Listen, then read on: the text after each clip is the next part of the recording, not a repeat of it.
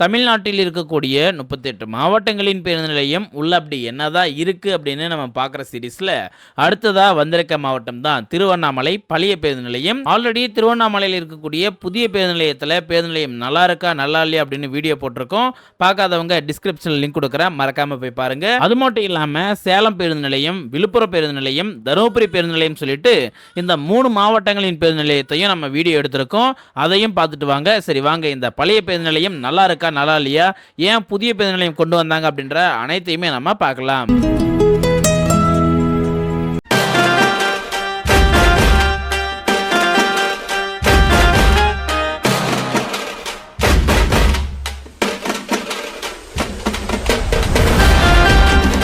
திருவண்ணாமலை பழைய பேருந்து நிலையம் கிட்டத்தட்ட 1980ஆம் காலகட்டத்தில் இருந்து இயங்கிட்டு வரதா சொல்லப்படுது. கடவுளே,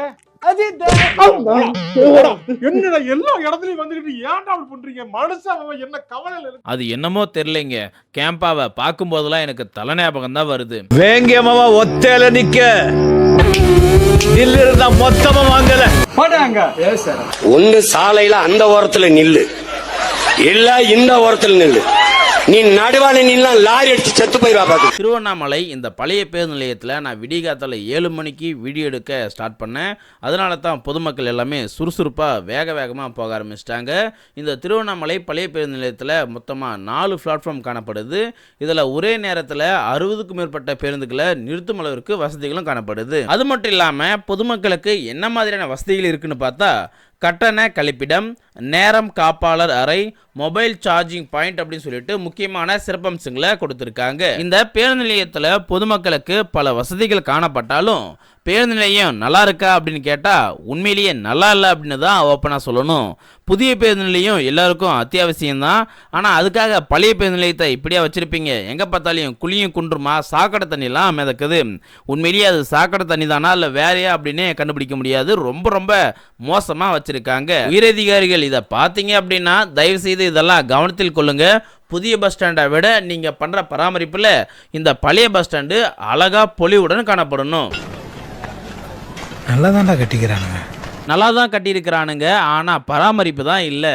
சாக்கடை தண்ணியில் வண்டி போய் சாக்கடை தண்ணியே ஒரு ரோடு ஆயிருச்சு. நீங்கள் பார்த்தாலே தெரியும், கவர்மெண்ட் பஸ் ஒரு ரோடையே போட்டுட்டு போயிட்டு இருக்கு. சரி, இது ஒரு பக்கம் இருக்கட்டும். இப்போ இந்த பழைய பேருந்து நிலையத்திலிருந்து எந்தெந்த மாவட்டங்களுக்கு பேருந்து சேவை கிடைக்கும் அப்படின்றத சொல்கிறேன். தருமபுரி, பெங்களூர், கிருஷ்ணகிரி, சேலம், கோயம்புத்தூர், திருப்பூர் அப்படின்னு சொல்லிட்டு முக்கிய மாவட்டங்களுக்கு இந்த பழைய பேருந்து நிலையத்திலேருந்து பஸ் சேவையானது கிடைச்சிட்டு இருக்கு. என்னடா பஸ் ஸ்டாண்டில் கூட இல்லாத பரபரப்பு இந்த கார்னரில் ஏன் இருக்குன்னு நீங்கள் கேட்கலாம். ஏன்னா இங்கே தான் கட்டண கழிப்பிடம் இருக்கு. கட்டண கழிப்பிடம் உண்மையிலேயே நல்லா இருக்கான்னு கேட்டால் ஓரளவுக்கு பரவாயில்லை.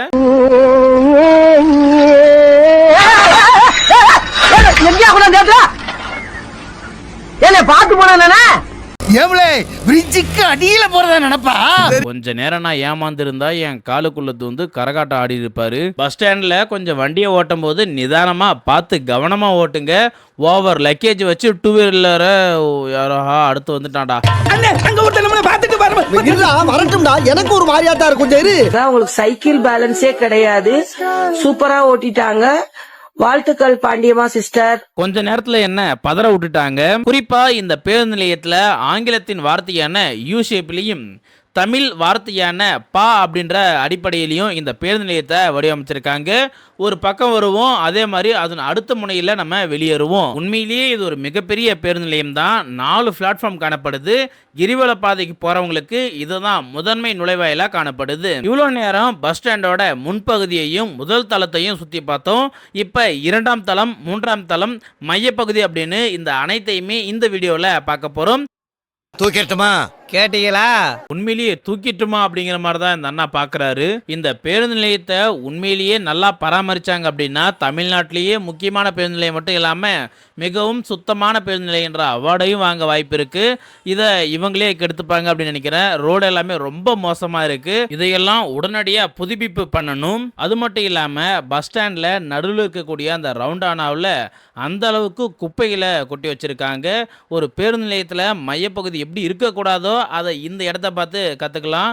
உண்மையிலேயே பேருந்து நிலையத்தை நல்ல மாதிரி சொல்லணும் அப்படின்றதான் என் எண்ணமே. அதுல என்ன பியூட்டினா மொத்த அழகையும் கூட பாத்தியா அங்க நிக்கிற நீ மொத்த அழகையும் இங்கே வச்சிங்க பாரு அப்படிங்கிற மாதிரி பஸ் ஸ்டாண்டோட மையப்பகுதியில் குப்பையை கொட்டி அந்த இடத்தையே அசிங்கப்படுத்தி வச்சுருக்காங்க. புதிய பஸ் ஸ்டாண்டு வரணும், அத்தனை பஸ்ஸும் புது பஸ் ஸ்டாண்டு தான் போகணும், அதுக்கு இடைஞ்சலாக இருக்க இந்த பழைய பஸ் ஸ்டாண்டை விடவே கூடாது அப்படின்னு யாரோ முடிவெடுத்து இப்படிலாம் பண்ண மாதிரி எனக்கு ஒரு சந்தேகம் வருது. நான் நினைச்சது சந்தேகமா அல்லது அதுதான் உண்மையா அப்படின்றத கமெண்ட் பாக்ஸில் கமெண்ட் பண்ணுங்க. சரி, ஓகேங்க, இது ஒரு பக்கம் இருக்கட்டும். இந்த பேருந்து நிலையம் 1980 காலகட்டத்தில் இருந்து இயங்கிட்டு வருது. இந்த பேருந்து நிலையத்துக்கு வயது அப்படின்னு எடுத்துக்கிட்டா கிட்டத்தட்ட 45 ஆண்டுகளுக்கு மேலாக இயங்கி வருது. இந்த பேருந்து நிலையம் தற்சமயம் வேணா மாசும் தூசுமா காணப்படலாம், கொஞ்சம் அழுக்கா காணப்பட்டாலையும் இந்த பேருந்து நிலையம் பல ஆண்டுகளா திருவண்ணாமலையின் வளர்ச்சிக்கு முக்கிய காரணமா காணப்படுது. இப்படி கம்பீரமான சிறப்புமிக்க இந்த பேருந்து நிலையத்தை தயவு செய்து சுத்தமா வச்சுக்காங்க அப்படின்றது என்னுடைய கோரிக்கையும் பொதுமக்களின் கோரிக்கையும். பொதுமக்கள் இப்போ வரைக்கும் புதிய பேருந்து நிலையம் வேண்டாம் அப்படின்னு அவங்க சொல்லவே இல்லை. புதிய பேருந்து நிலையம் இருக்கட்டும், அதே சமயம் பழைய பேருந்து நிலையத்தை கொஞ்சம் மேம்பாடு பண்ணுங்க அப்படின்னு தான் சொல்லிட்டு இருக்காங்க. நான் இந்த வீடியோவை காலை 7 மணிக்கு இந்த வீடியோவை ஸ்டார்ட் பண்ணியிருக்கேன். அதனால உள்ள பேருந்துகளும் பொதுமக்களும் ரொம்பவே குறைவாக காணப்படுறாங்க. அதுவே ஒரு 9 மணி டு 10 மணி இந்த டைமில் கல்லூரி மாணவர்களும் பொதுமக்களும் அதிகமாக இந்த பேருந்து நிலையத்தை இப்போ வரைக்கும் பயன்படுத்திட்டு வராங்க அப்படின்றது தான் நிதர்சன உண்மை. இவ்வளோ நேரம் இந்த பேருந்து நிலையத்தின் முதல் தளம், 2ஆம் தளம், 3ஆம் தளத்தில் இருக்கக்கூடிய நிறைகள் என்ன, குறைகள் என்ன அப்படின்ற அனைத்தையுமே பார்த்தோம். இப்போ 4ஆம் தளத்தில் என்ன மாதிரியான நிறைகள் இருக்குது, குறைகள் இருக்குது அப்படின்றத பார்க்கலாம். 3 தளத்தில் இருக்காத கூட்டம் கூட, ஏன் 3 தளத்தில் இல்லாத பேருந்துகள் கூட ஏன் 4ஆம் தளத்தில் மட்டும் அதிகமாக இருக்குது அப்படின்னு பொதுவான கேள்வி இருக்கும். இந்த 4ஆம் தளத்தில் தான் திருவண்ணாமலையின் முக்கிய இடங்களுக்கு பேருந்து சேவை கிடைச்சிட்டு இருக்கு. திருவண்ணாமலையில் நீங்கள் மற்ற மாவட்டங்களுக்கு போகணும் அப்படின்னா புதிய பேருந்து நிலையத்துக்கு போகணும். அதுவே நீங்கள் திருவண்ணாமலையில் உள்ளூர் சேவைகளுக்கு பழைய பேருந்து நிலையம் தான் வரணும். அதனால தான் 4ஆம் தளத்தில் இவ்வளோ பேருந்துகள் காணப்படுது. அது மட்டும் இல்லாமல் இந்த 4ஆம் தளத்தில் தான் பேருந்துகள் வெளியே போகிறதுக்கான வழியும் இருக்குது. இப்போ வேணா இந்த பேருந்து நிலையத்தில் கூட்டம் கம்மியாக இருக்கலாம், ஆனால் அதுவே பண்டிகை நாட்களில் இந்த பேருந்து நிலையத்தில் நீங்கள் உள்ளே போயிட்டு வெளியே வரணும் அப்படின்னாலே அரை மணி நேரத்திற்கு மேலாகும் அப்படின்னு தான் சொல்லணும். அந்த அளவிற்கு திருவண்ணாமலை தீபத்தை பார்க்க பல கோடி மக்கள் வருவாங்க அப்படின்னு சொல்லப்படுது. குறிப்பா புதிய பேருந்து நிலையத்தில் இருந்து பழைய பேருந்து நிலையம் போகணும் அப்படின்னாலையும், பழைய பேருந்து நிலையத்தில் இருந்து புதிய பேருந்து நிலையம் நீங்கள் வரணும் அப்படின்னாலையும் மினி பஸ்ஸில் 10 ரூபா சார்ஜஸ் பண்ணுறாங்க. அதுவே ஆட்டோக்காரங்க 10 ரூபா தான் சார்ஜஸ் பண்ணணும் அப்படின்னு கட்டாயம் இருக்கிற சூழலில் 50 ரூபாயிலிருந்து 250 ரூபா வரைக்கும் கேட்கறதா சொல்லப்படுது. ஏன்னா உங்களுக்காக தானே நான் ஆட்டோவில் போகிறேன், வரும்போது எம்டியாக தானே வரணும், அதனால தான் அவளை கேட்குறேன் அப்படின்ற நியாயத்தையும் சொல்கிறதா கேள்விப்பட்டேன். உண்மையா இல்லையா அப்படின்றத நீங்கள் தான் இப்போ கமெண்ட் பாக்ஸில் கமெண்ட் பண்ணணும். இந்த மொத்த ட்ராவலையும் நான் பஸ்ஸில் தான் ட்ராவல் பண்ண போகிறேன். குதிரையில் போகிற மாதிரி ஜம்ப் ஆகி போகுது இல்லையா, அதுக்கு காரணம் கடைசி சீட்டில் உட்காந்துட்டு இருக்கேன். அடுத்து நான் எந்த மாவட்டம் போக போகிறேன் அப்படின்றத கெஸ் பண்ண முடிஞ்சால் கீழே கமெண்ட் பாக்ஸில் கமெண்ட் பண்ணுங்கள். இந்த வீடியோ பிடிச்சிருந்தது அப்படின்னா மறக்காமல் லைக் பண்ணுங்கள். இப்படி நைட் டைமில் பஸ்ஸில் பாட்டு கேட்டு போகிறதே தனி ஃபீல் தான். உங்களுக்கு பிடிக்குமா அப்படின்றதையும் கமெண்ட் பாக்ஸில் கமெண்ட் பண்ணுங்கள்.